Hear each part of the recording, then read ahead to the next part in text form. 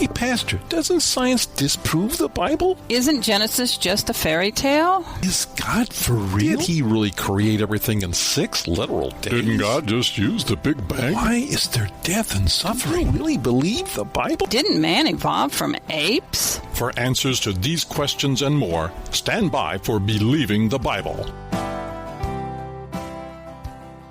Grandpa, guess what? My teacher said there was a globe flood on Mars. Is that a fact? Did you ask your teacher how she knows? Was she there? Oh, Grandpa, it's in the science book, so it's gotta be right. Science books used to say that there were Martian-made canals on Mars, but no one's found a Martian yet. So be careful about trusting everything you read in science books. But the book I do trust is the Bible, the Word of God, which has never been proven wrong. It's said that people will so easily believe in a global flood on Mars, but refuse to believe in one here on Earth. Do you know what God's Word says about this subject? Do you mean about the flood? That's right. Do you know where it is in the Bible? In Genesis 6, verse 17, it says, "Understand that I'm bringing a deluge flood on the earth to destroy the what's under heaven with the breath of life in it. Everything on earth will die." Is that what you're talking about? It sure is. When God created the world, it was perfect, because when he finished creating everything, he called it very good. But Adam and Eve sinned by wanting to become like God, and their children kept on sinning in a big way till God decided to destroy the earth by water. But I'll bet your teacher didn't mention there being a global flood here on earth, did she? No, Grandpa. In fact, she said just the opposite. I'm not surprised, though I am disappointed. The evidence of a worldwide flood is all around us. We find ocean fossils on top of great mountains and numerous massive fossil graveyards with all sorts of animals buried together. Or we see layer upon layer of different types of rocks without any erosion between them. Or we see those same rock layers bent in different angles without breaking the rocks. All this evidence and more shouts the history of God's righteous judgment of a sinful people. What should I do? You can pray.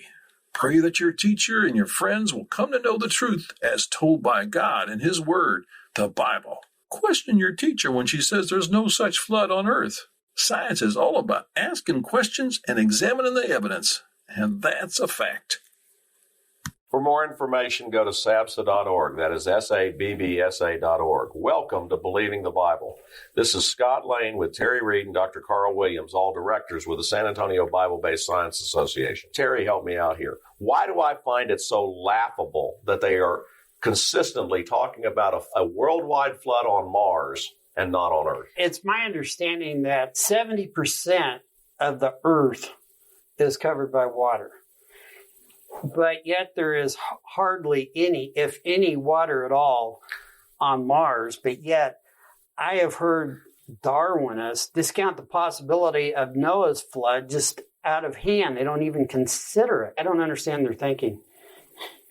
Well, it's certainly true that for someone to believe in a worldwide flood on Earth means you have to believe the Bible.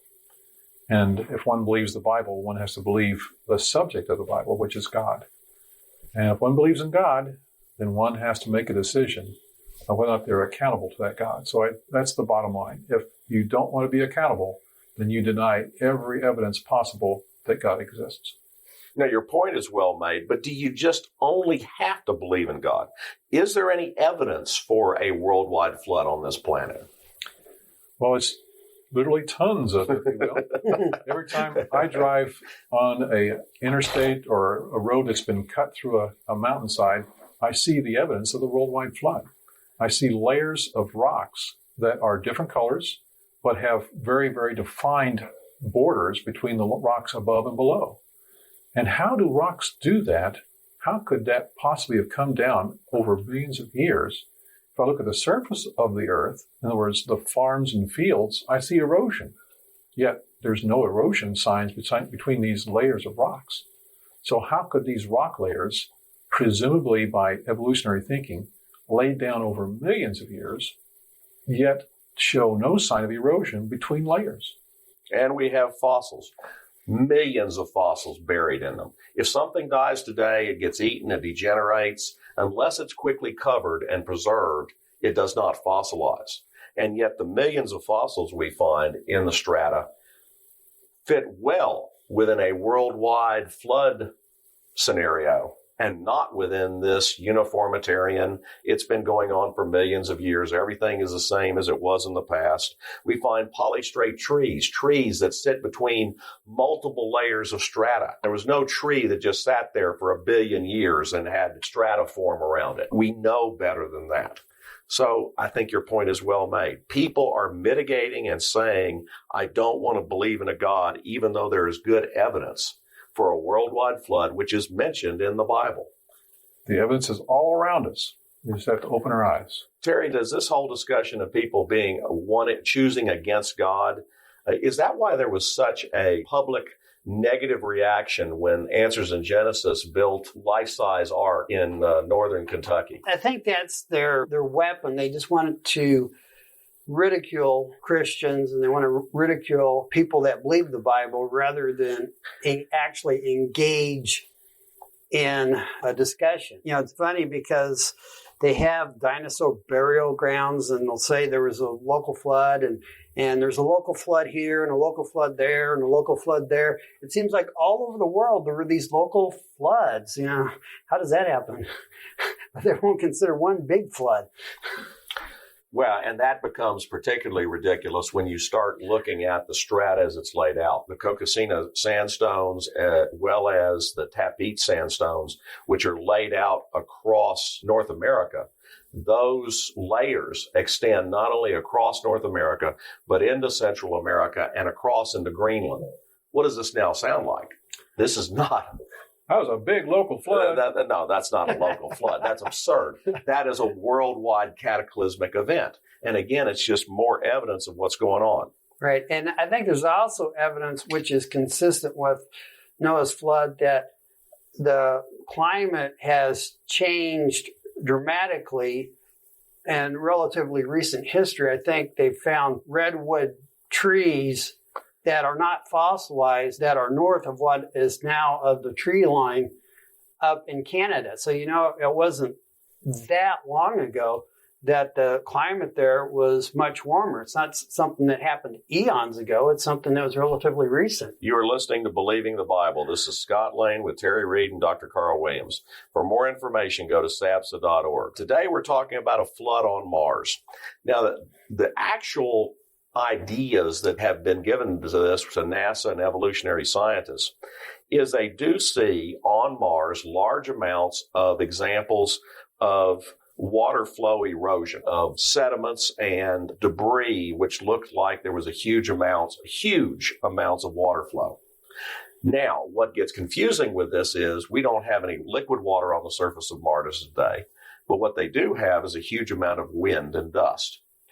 And in terms of physics mechanics, it is sometimes very difficult to distinguish between water erosion and wind erosion in terms of that. But in terms of how things are laid down, all of this, however, is impacted and influenced by the fact that NASA has now been hijacked for the past 30 or 40 years into looking for life out there to prove that we happen by chance. And they've equated water as if water's there, then life is there, as if water just makes life. Carl, does water make life? Well, a bunch of life grows in my water if I don't watch it. But no, it does not. It absolutely does not. There's no such thing as abiogenesis or life coming from non-life. Kent Hovind had the famous line of saying, I don't believe I evolved from rocks. So it just doesn't happen. Well, I think Louis Pasteur did experiments on that. He's the one that disproved it. He was the one that did the scientific explanation that showed that life does not come from non-life. If you sterilize the water first and allow it to sit for who knows how long, it's not going to produce life. Life that comes in the water has been there already. Microscopically, maybe, or probably. But it was definitely some life there before for it to happen later. So certainly life coming from water by itself is ludicrous. Because what is water? It's hydrogen and oxygen. And what is life? It's hydrogen, oxygen, carbon, nitrogen, and a bunch of other things that doesn't come from just water. And instructions. Instructions. Oh, I forgot that. Yeah. In a carefully constructed design setup, which carries huge amounts of information. And when we design something with information, if we see a book, do we think that that naturally made itself? When we see a computer, do we think it naturally made itself? If we just see a paperclip on the ground, do we think it just made itself? Something as simple as a paperclip. Yet we can instantly see it and discern that there was design, intent, manufacture. All these things are inclusive in just the finding of a simple paperclip. One of the things that really talks to me about all this is how an agnostic who knows something about biochemistry testifies to this. Dr. Francis Crick, the co-discoverer of the double helix structure of the DNA molecule, has been or was a huge supporter of the idea of panspermia, of the idea that the physics and chemistry of this earth are insufficient for evolution to have ever occurred, for abiogenesis, for life to just spontaneously make, is a physical impossibility here. Therefore, it had to be imported from somewhere else. Little green guys. The little green guys. Something happened. Folks, we need to get the idea of how absurd these ideas are, that just throwing some water out makes life. The people who really know something about it know it's far more complex than that. Information for creation events in our area are on our website's calendar page. For more information or to schedule a presentation, go to sabsa.org or call 210-599-7240. When you go to our website, you can click on a link to our newsletter. Our website has a link for contact information on which you can order our newsletter to be emailed to you, or you can call us. Also go to whyshouldyoubelieve.com. That is Terry's website containing articles looking at current day issues from a biblical perspective. SABSA meets the second Tuesday of each month at 7 p.m. We are now meeting at Faith Lutheran Church just south of the corner of Jones Maltzberger and Thousand Oaks. There you will find biblical apologetics and creation science teaching found nowhere else in Bexar County, as well as the availability of books and videos on these important subjects. If you missed any part of this show, you can listen to the show anytime by going to the AM 630 KSLR, the Word of South Texas website. Click on KSLR Podcast, scroll down until you find Believing the Bible. Please join us again next Saturday for Believing the Bible. I'm Scott Lane, and for Terry Reed, Dr. Carl Williams, and Ed Salzfeld, thanks for listening, and we hope you found today a reason to believe the Bible.